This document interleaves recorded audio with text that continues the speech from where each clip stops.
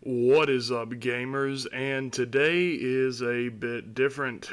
Today we'll be discussing my favorite political speech ever given concerning Mississippi and its laws, which is oddly specific, but you'll see why in just a moment. The If by Whiskey speech was given in 1952 by this guy. This guy did plenty of things. He was elected to the House in 1947. He later became a judge and even founded the Mississippi Judicial College. He was a pretty smart guy.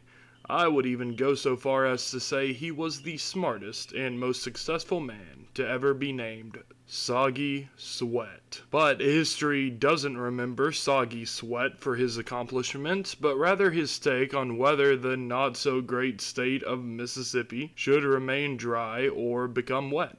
In the realm of alcohol sale, of course, he didn't want to drench the state in his name's sake. His take was notoriously bad and has been lampooned for being a great example of extreme fence-sitting. Without further ado, this is the If by Whiskey speech. My friends, I had not intended to discuss this controversial subject at this particular time. However, I want you to know that I do not shun controversy. On the contrary, I will take a stand on any issue at any time regardless of how fraught with controversy it might be. You have asked me how I feel about whiskey.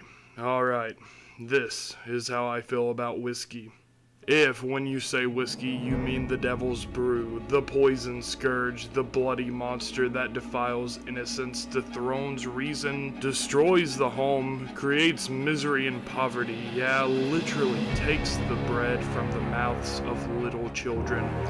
If you mean the evil drink that topples the Christian man and woman from the pinnacle of righteous, gracious living into the bottomless pit of degradation and despair and shame and helplessness and hopelessness, then certainly I am against it.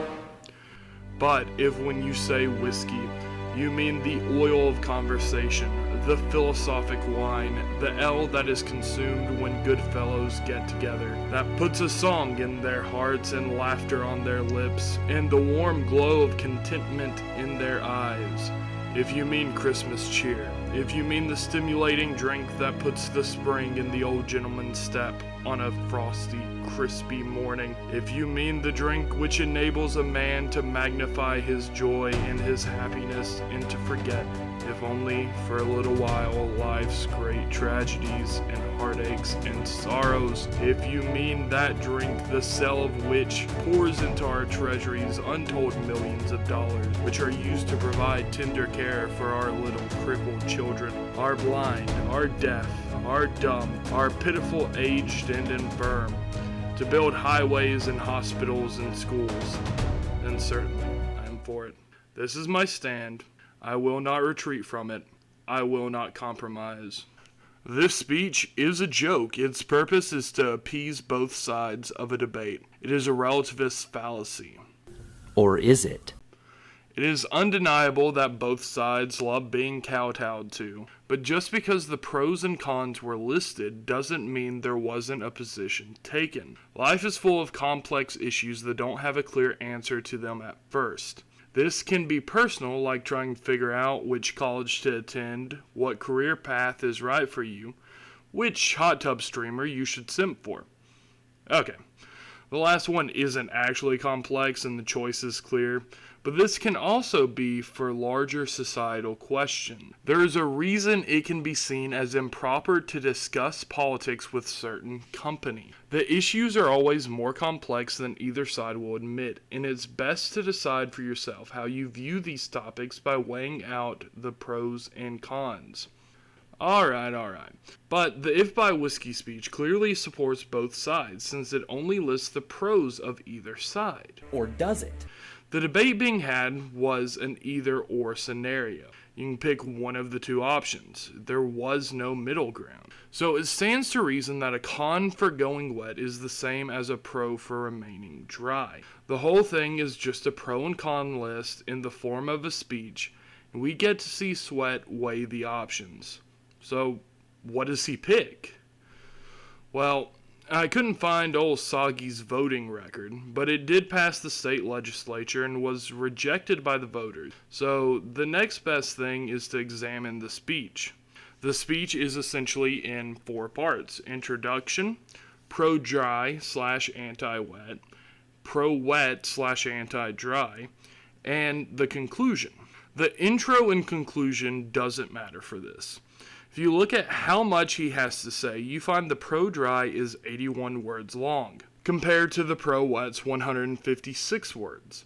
He had nearly twice as much to say supporting the end of prohibition in the state as he did in keeping prohibition. When you make a pro and con list, and one side is nearly twice as long, your decision should be clear. So, what is my conclusion on all of this? I shall make this quite simple for you. I prepared a small speech to touch on my feelings. My viewers, I had not intended to discuss this controversial subject at this particular time. However, I want you to know that I do not shun controversy. On the contrary, I will take a stand on any issue at any time, regardless of how fraught with controversy it might be. No one asked me how I feel about If by Whiskey. Alright. This is how I feel about If by Whiskey. If by Whiskey you mean the most ridiculed speech in history, the laughingstock of the English language, the reason that shames man for developing language, and acts as a blueprint for fence-sitters around the world in its wider web, the speech that was well loved by all of those blood-sucking beasts in the capital known as politicians, then I am most certainly against it.